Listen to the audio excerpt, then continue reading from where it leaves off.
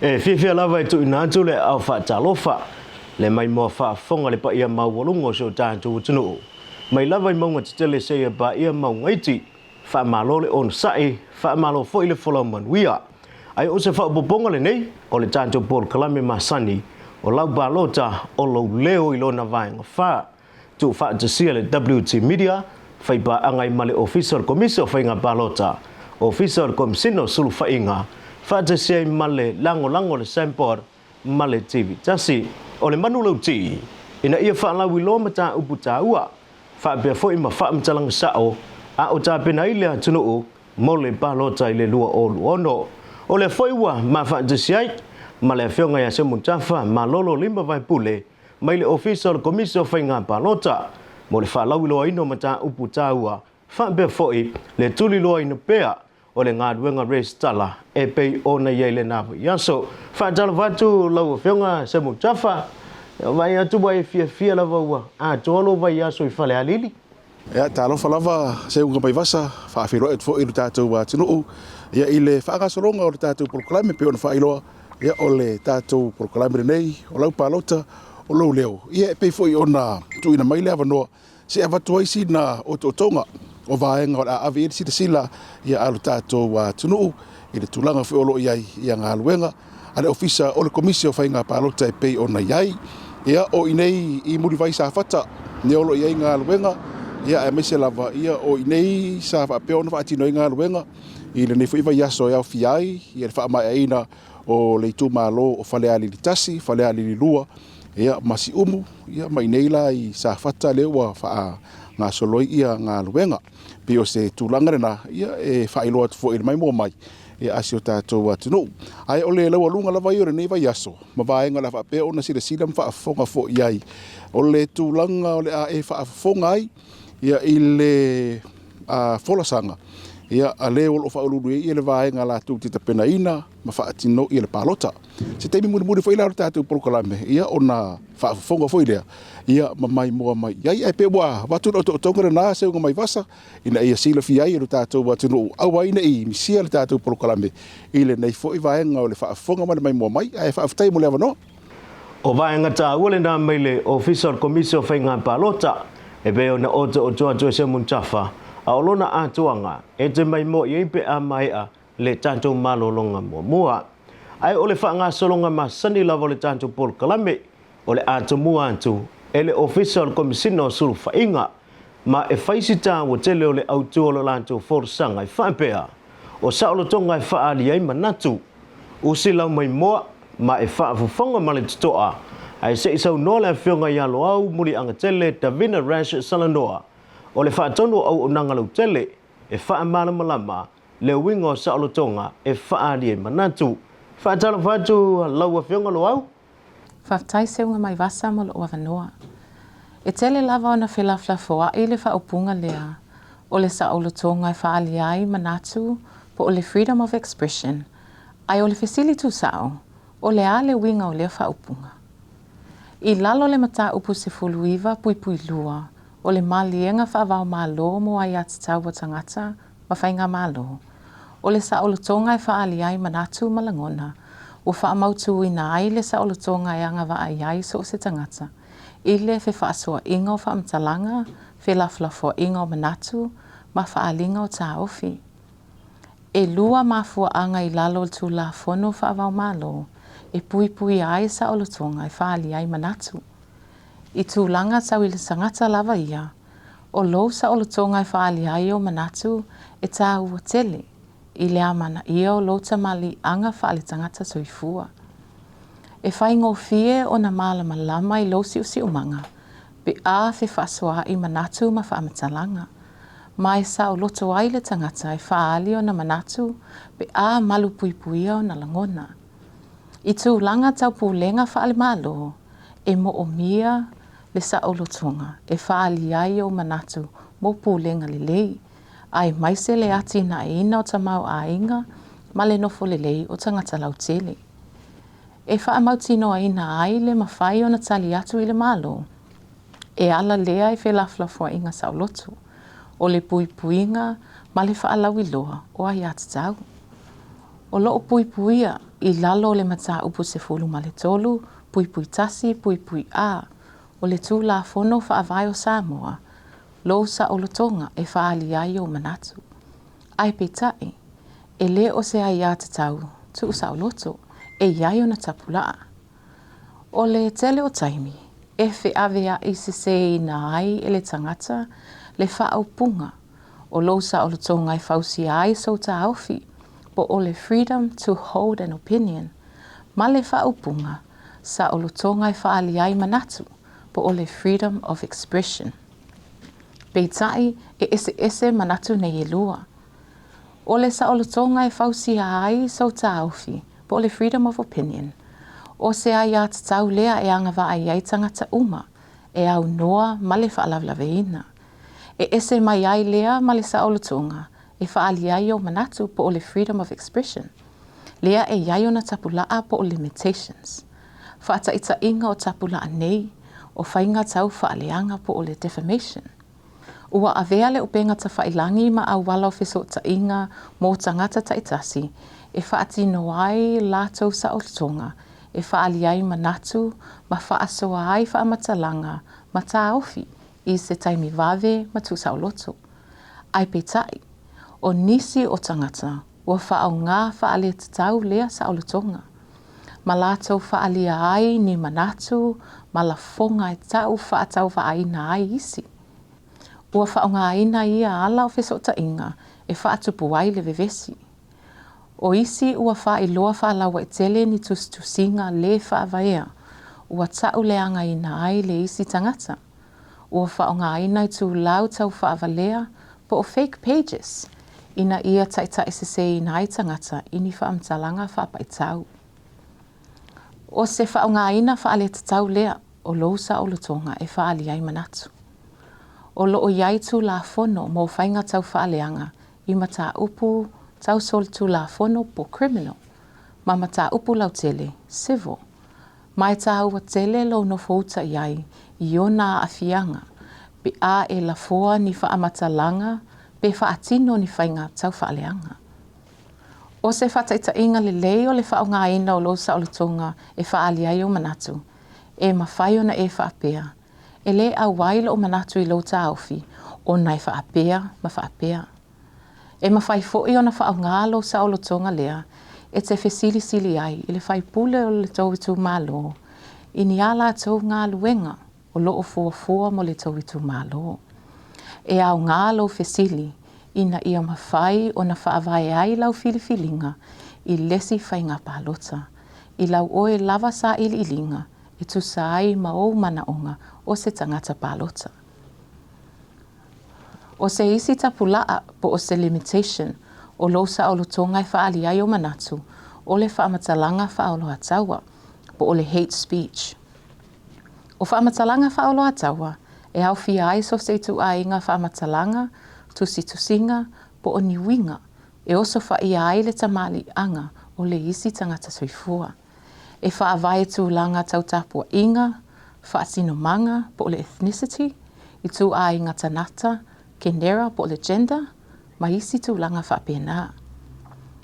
O whaamatalanga whaoloa taua, o se tu a inga o so whainga lea, I na whatausi whaatemokarasi, o le nofo le lei, ma le file mu. A tātou tu sau no ina winga nei, ua tātou whaatanga ina, whainga whaatupu vivesi. O le mafua anga lea ua whausi e ina ai e isi atu nuu tu la fono, e tali atu wai le nei whaafita uli, o whaamatalanga whaoloa taua.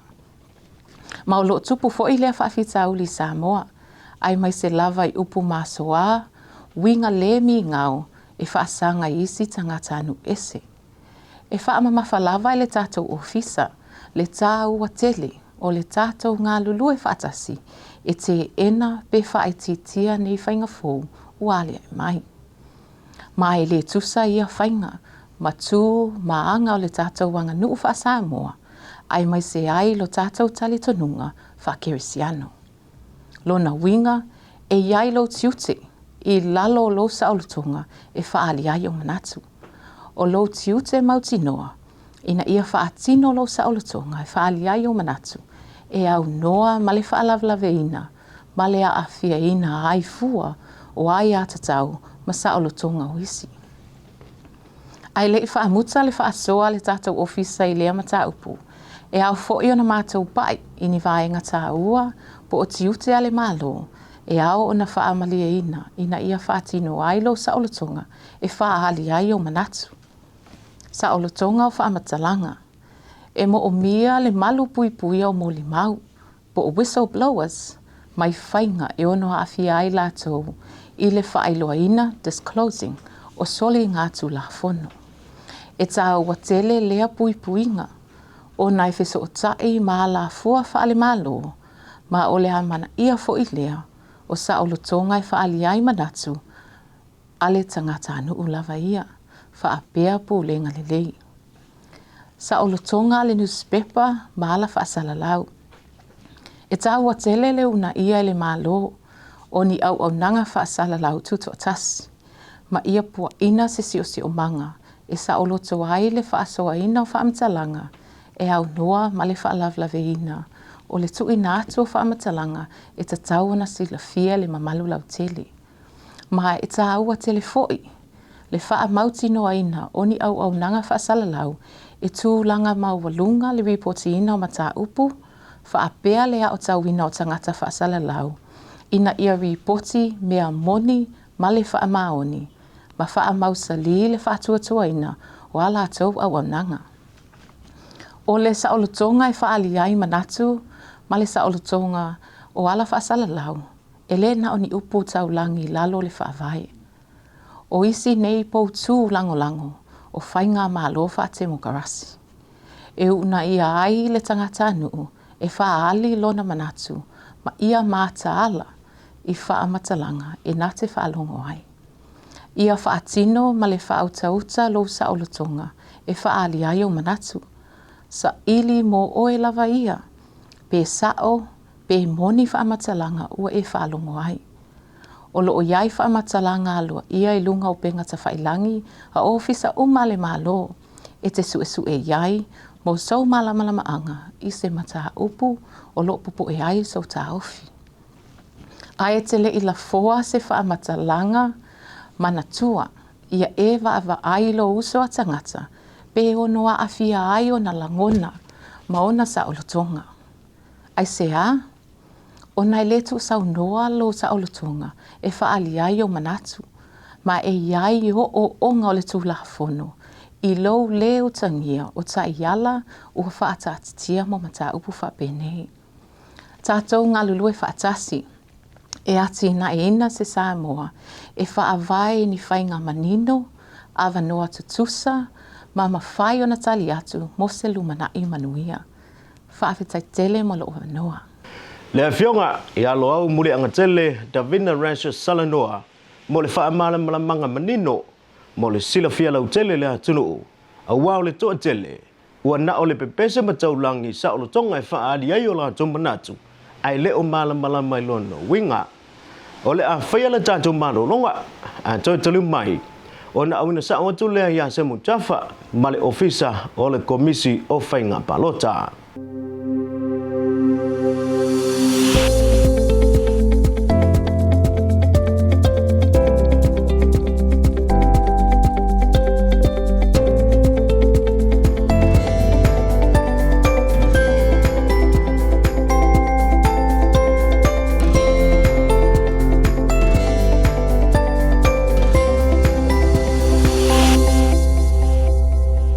O te whaatalo whaatu a whaangasoro pēr ia le tātou proklame o Lau Palota o Lou Leo. Ia e pei fwoi ona iai. Manatu le sa e bawa mai le amatanga, le fwoi sa tau watoe ri fōla sanga. I le no whoanga o rofa pe fwoi ona watoe se reporti lata mai. O le whatinonga ngā luenga recitala a le official komisi o Lau Palota e pei ona iai.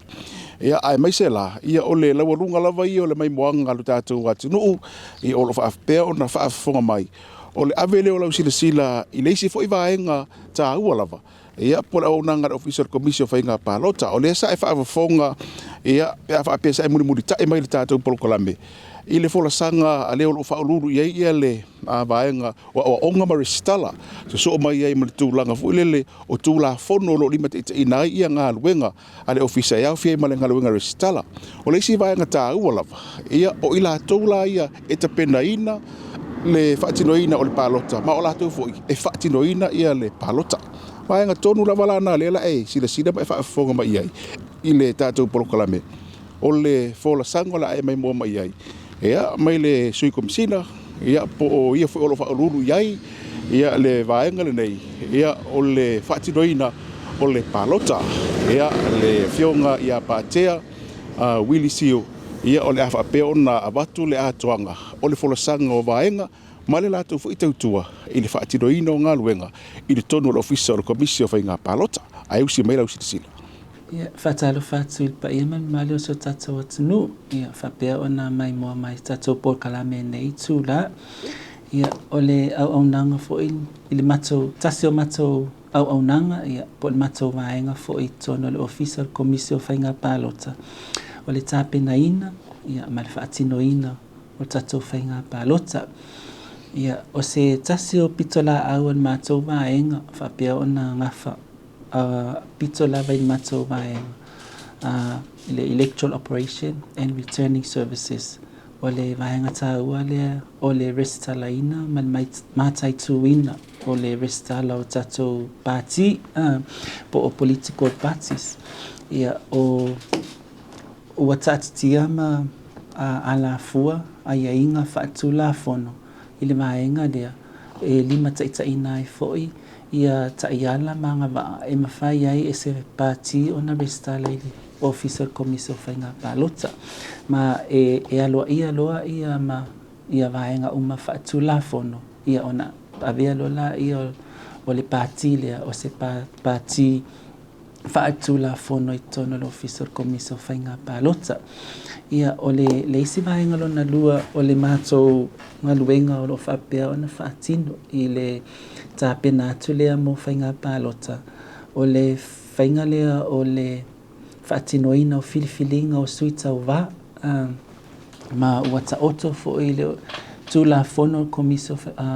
tūla fono o whai ngā Palota lua festival wiva. Aia inga mata iala ia manga waa foi e mawhai ai e se sui ona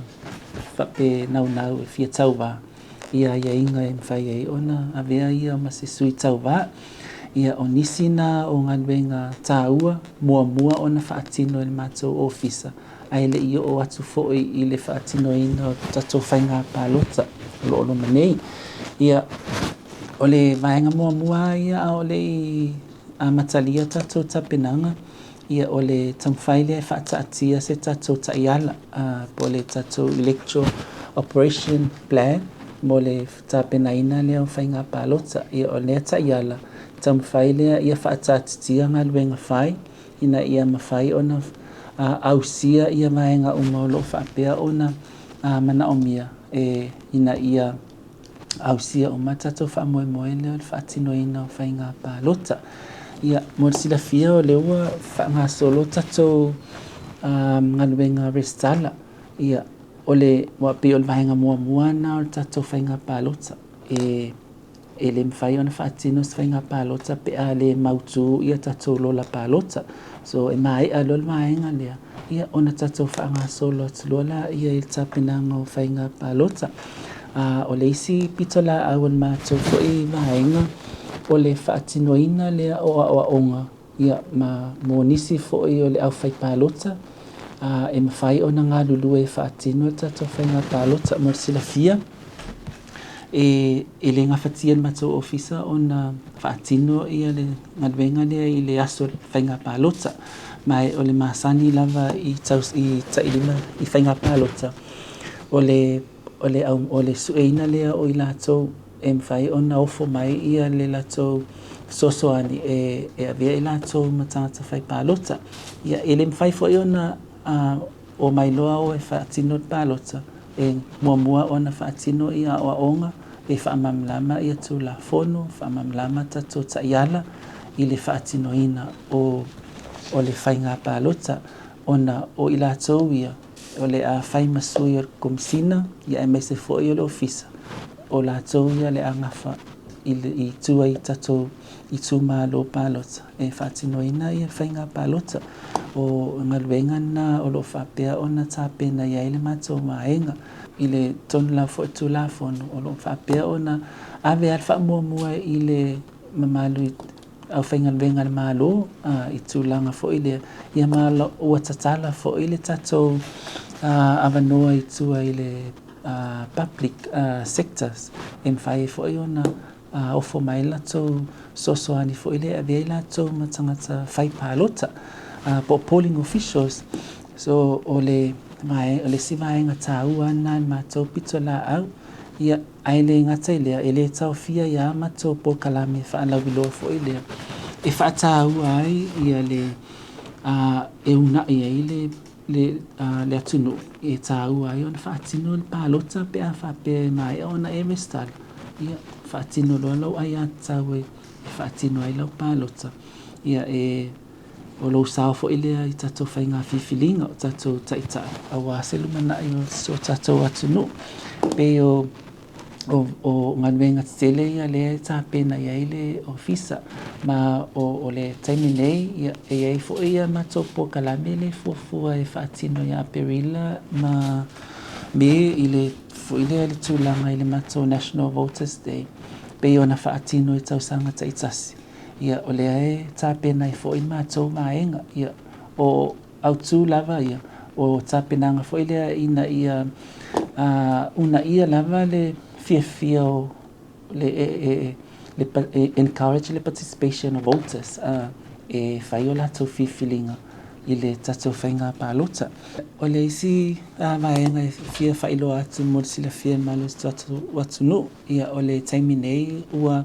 tatala ia le tatou link i lunga i upenga ta whailangi. E mawhai ei ona e apalai mai pe tarsanga mai foi e fia avea oe ma tangata whai Palota pe avea oe ma polling official e whaatino ina tatou whainga Palota. Mo sila fia o le masino mele fuafua e whaangata ile ia tarsanga ia ona o lewa whaatatia tatou po kalame whaale awa onga ia e whaatino ina le e amata ona whaatino ina ia iulai o le tausanga nei ia o le naunau ta inga lava ona ta pena ia awa onga mo le ina ia lava le silafia ma le mana maanga o i lātou fo i o le a whiriwhilia e whaatino ia le tātou wha moe lea. Ia o le isi vaenga e whailoa atu i le motaimine malo le atunu ia a whapea o le tatala le wanoa e whaatatanoa ai ia mataha upu fo i lea i tūlanga o pāti fia restala ia o lo tatala le wanoa e suma iai le matou ofisa tātou taitana noa o a fo inisi vaenga e fia mamala mai ia ona whaamanino atu ai lea i le vaenga lea e le ngata fo i tatou pāti ia o le lātou fo i o whapea ona fuafua e tau vā i whainga Palota o candidates fo i posu i tau vā ia o lo tatala lava tatou ofisa e suma iai ia ona whaamanino atu fo i lea o nisi o taiala ma ia inga e ono mawhai ai ona e anga wa ai prestala o suita o wa. Ia peo nisi na o ngalwenga autu o lo whapea ona amatalia ai tapenanga ale officer komiso whainga Palota. Tawala atu lea ile matou vaenga lea au nanga whainga Palota ile malo Samoa. Ia o se talatu nai matou ngalwenga whai pe fo i ona ia i fo i matou ia au nanga i tona officer komiso whainga Palota. Ia whaftai tele pātea lea ua baile folasanga manino lava. Ina ia malama fo ia lo tātou watunu. O lona tā ua parona leile o lo tātou proklame. E maua ile malama anga o lo tātou watunu. Ia ile tūlangolo, ia ile whaatinonga o ngā luenga. Ngā luenga o lo whaatino o le resitalaina o tangata ua ngā ai Palota. Ia male vaenga le pe ona folosia o ilatou e whaatinoina ia le Palota. Pe ona e sila ma e whaafonga mai ai lalo fo le tūlafono le sa watu ia le folasanga. ia apatea i le foi vaenga o le tatou proklame e maise ia o le vaenga o lo lima te inai ia le whaatinonga o lea foi ia au unanga a le tatou ofisa tele i o vaenga o lo te pena ia i lisi le vaenga ale official commission whainga Palota pio na ta ua te pena o aonga ia maise fu le wha amautuwena le lei o no fuanga e whaatino ai ia le whaatino i le Palota po le ala wale taimi e whaatino ai ia le tatou Palota a o lai lava ia ua tā pena masau ni peo na e whaafonga mai iai. La whaia le tātou malolonga au e te tuunga le tātou proklame foi mai. Ia mai mua foi lea isi o vaenga o lo muli mai a unga le tātou malolonga.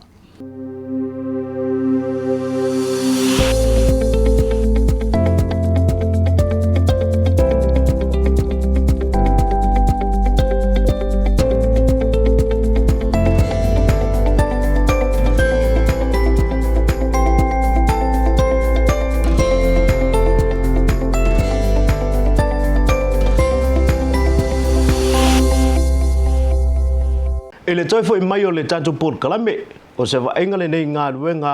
ale ofisa e peo na iai i tumalo ale pantai tupa i lalo ale pantai tupa i lunga le pamalo to fanga e ui le faima motu sia le elitise ai sama failava o na whaatino la tu ngā ruenga o le whaanga solonga lo na lua le nei o resi tala i tutono le atunu atoa ma ua toi o tuai fo i le ofisa i tutono i tumalo ina ia mautinoa ua resi tala umatangata wanga vaa mo le whainga Palota le tausanga fau. O se ngā ruenga ua wha mama a venga mo le atunu o ai maise tu malo ne ye mamau tua. E se feile pasese mo le taimi, mai le toia nga i mamau mai le ofisa i mole nuu mo le whaio alato resi tala. E taua tele le nei wha mo le malo, pe o na wha ngasol mai. Ia le a fōua mai, pui ni awala wha mama a venga foi i tumalo ia wa foi femlanga ia i tau o atu foi pia ia bolia la ga fa stai foi fainga malo pe na ia le wa fainga fio lo mai le me se foi le official fainga Palota ia le wa fainga fio foi a wala lo mai tu nei ia wa nei foi vai tau le fainga fio foi suenga foi se le ne pase se tu ai pia pe le nganga fia na ma le nganga fa tai ya le wa faingo fie ne ya vanoa ma taua ya wa foi ya tatu tangata ya wa lava lista laina wa foi fa mo le tatu malo ya wa lua fe wono o le whanau nau ta inga le official commission whainga Palota ina ia whaao ngā lea vanoa ta ua le ua o antuai tuai nuu mafio anga mo le whaio resi tala. Sia vangoa le ua whai e ion koe mai kau nge aso. E kele a e sa le whaki ngore a wala mua. Leo mainga mua le ofisa. A wa si rao lao leo le ua mai kau nge aso. Le ai ua maka ngofie o le ua o mai umare ko kele o ringu. Le le anga whaafukai le kanga ruek. Le ua maka ngofie nge lao lao whai e ion. Ma wawa ngo e le i o ye le whai ngau aiti. Le ua whaki ngoi le aso. O le mai taua o whaanga solo ai resi tala mo nei tu malo. E pei o le toa tere lava i lanto wolo o whaanga ina le hava nole nei. O i lanto wolo no fafale le whainga ruenga. Whaapea i tina mata mama tutua. Ma nei a vaenga le tau. A o whaanga solo i ngā ruenga resi tala mo i tu malo Palota o alipate tupa i lalo. Alipate tupa i lunga le pāmalo tu whanga. E tā ua fo i le tu alalo ma le whaamana tu mea le tō whai alua tua la au. O le sui o le awhio anga o le pā. A o whaanga solo i ngā ruenga resi tala. Ia o le kūlanga e ngā o ua e laku ke re whakau ai ngā ngea wangoa. A le uka oko whenga whaavai ar kako wako. I le skala inga le sua whaparoka i ia wangoa. Le kau kua ngā mono kako wako. Ai mai se a whio anga le wha solo mai e ringi wha moino. Ia wha o ngā kau. Wha o ngā kau ngea wangoa. O sisi vaenga ia tātou ngā ruenga resi tala. O le amai mo iai isi a tātou por kalame o le ātapena mai. Ai o le ātou e fo iantu ia se muntafa mo se tala lata mai le wha ngā solonga o le resi tala. O le nasa e whaafonga mai mua mai. Ia i e tātou reporti fo i sa whaapea o na reporti a i le ngā luenga. Ia i le la fo i tu watu. Ia mai tu malo le sa e sila mai mua mai iai. I le wha ngā solonga o le tātou por kalame o Lau Palota o lo leo.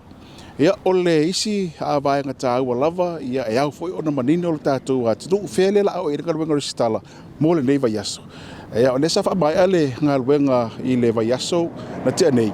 Ia i le afio ango vai e lono winga o le inei a sa fata lua wha asolo tuele ia sa fata tasi wha mai ala ia a sa fata i le vai aso le nei. Ma a mata tuailoa ia le tu malo o le fanga ma fale ase e la. Ea o le inale la ase e tātou ngā luenga lono winga, o le whaama e ina o i tō mālo o nuu o lo tutoi o sa whatalua, ma a mata tuai ia le i tō mālo le pe ona tā ua le whanga ma whale ase e la, ia ile vai a sofou e pe ona iai, ia sila fia fo i le whaanga sorongo o le tātou ngā luenga le whaatidi o le teimiri nei, o le alu lava i le nuu, ia le whaape ua o whai e se i tō mālo i se nuu se tasi, ia o le lava e whaasolo solo whaape na ina ia whaingo fie, ia mo tātou a fio anga. O nā anga i ane e whaatino ia le resitala. Lei se fo i vaenga tāua, e au pea ona e manino ma au ni e popole ai. Ia i le tūlanga wa o lea lava e fisusu ia i wingo le tau, o le teimi e malingi te munga, ia o le teimi fo e wasa solu le la e whaapea nā lava. Ia ai e mawhai lava o na whaatino le ngā luenga, o lua loa la ma le tūlanga lea o le motusia o le editise. Ia ono le vaenga lava le o mai tauina, o motusia lava le editise, ia ini tūla i tele fo ia. Ia i le telo vaenga o le tātou matunu, whapenga unga lava la le whaanga solonga mingo le ngaluenga, ia i tū mālolo, ia i le tātou ngaluenga resitala, ia e le ngata e sui wingo le tau i risi taimi, ia ai motusia fwere e le tise, ai lo avea lea ma fuanga, e te mafau i whaapea lo, inga le singa luenga o whaia, langa le pele, le pawa a, po le motusia e le tise, ia ai o le whaamanatua ia, e mawhai lava o na whaatino ia ngā luenga a le ofisa, mo le whaatino ino o lau resitala no winga, pe rolo wale tau, ia pe foi le tisi, mo tu sire le tisi, e mawhai lava ona e sumai, e whaatino lau resitala, ino fuanga, ma aso i o lo whailo atu, ia e whaatino aira ngā luenga i o tau a fio anga, pio lesi vaenga tau wale o whaamanatu atu, ia mo le sirafia e lo tātou atinu, o le tūlanga la tamai o lo iai ia le whaitau au whaio i la tau a mai a ona resitala, talo na toi whaasolo i le taimu le sangalona lua le nei le ofisa, ai mese fo i la tau o le la tau te whaonga ina mai le au nanga fo i le online e resitala mai ai. Le i tonu umalava o le au whainga le nei e pei ona whaamawina o le whaamawina le e pei ona i po le numera lea, sa whaamawina i le asolulu, la so sifuru iwa o mati. Ia le alaro i le numera o whaasifuru lima afe, lua se lau lua wha, whaasifuru lima afe, lua se lau lua wha, le au whainga o le tātou atunu, ia ua mai au na resitala, ia pewonu tāua, e iei tonu mai la tau le whaonga mai le au nanga online, ia i le tūlanga le pei ona iai, ia whamalo ia i la tau ua mawhai ona i tonu o le numera, lona winga, ua mai alelei ia le la tau resitala, e pei fo i ona iai, au i la tau la o le wa e whaafonga mai, ta watu le numero i la tau mai ona resitala, a ua e whaape ete le resitala, ia o le whaamanatu lava le ofisa. Susu wane ia fio anga, o lo whaatino i ngā luenga. Ipo e polo wa fio anga, e whaatino i a lau resitala. Whaingo fia lava fo i vaenga tā ua, tu e whaamanatu ala vaenga lea, o le pepa whanau, le pepa e tā ua, ia mase ai tīloa. E te su mai ma o e whaamaoni ai, o e tonu e na ina le pepa whanau, whaingo fia ia, e te le tau sau uba ma pa ID po pepa ia whailo atu la ofisa, aia e fina ngalo fu e te sau uba ma oe, silile na, ina ia mawhai a ona wave ona whaatino ia lau resitala, pio leisi le nā vaenga ua whailo atu, ina ia mawhai a ona fiso soani pea, ia isi o tātou watunuu i le whaatino ina o le resitala, le ufa whaingo whira ofisa, le anga e maitua, anga i atu o tua whio anga, e whaatino ai ia le ngā luenga, ia pio le whaamanatu nei le vaenga o le tātou porokalame, o Lau Palota, o Lau Leo, ma le whaamanatu tāua lava. E te sala pe a e le resitala. O le isi pe e mea noa lava le tūlanga lea o le resitala. Me ora na ia te tau, mo lea ma lea lava le tūlanga e whaima alofanga. A e le lei lava le whailo atu. E sala pe a e le resitala, i lalo le tūla fono. E sala o le sala tūpelua a whetala, pe a whai e te le resitala. I a o lou saole nā i le tātou whainga whiriwhiringa. O lou resitala, o lou whai te toa le nā, e whai e Lau Palota, me e whiriwhiria te itai o le tātou atunu. Ia o le tala atu lea, ia ma le vaenga whi olo, ia le whaafonga mai, ma le mai o le tātou atunu, tuli tau mai. Ia le vai aso fau, tātou te asiase fo isi vaenga, o le au nanga lawa official commission of Lau Palota. Ina e mawhaia, ona malama ia lo tātou atunuu ai whawhataitele seunga mai vasa mo lo mātua wanoa ia pe fui ona sila whaafonga mai ai ia i le War Official Commission whainga Palota ma le au te lenga o tātou proklame